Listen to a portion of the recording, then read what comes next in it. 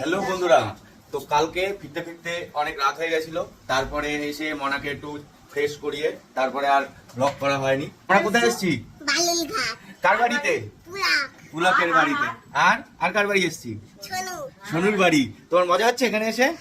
এই হচ্ছে আমার একমাত্র ছোট ভাই, হচ্ছে আমার ভাইয়ের বউ শিখা, ওর নাম দীপারানী।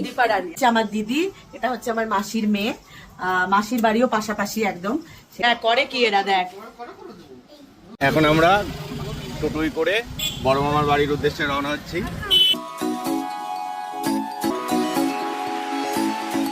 বড় মামার বাড়ি এসেছি, এই যে এখন এইসব নিয়ে খেলা চলছে।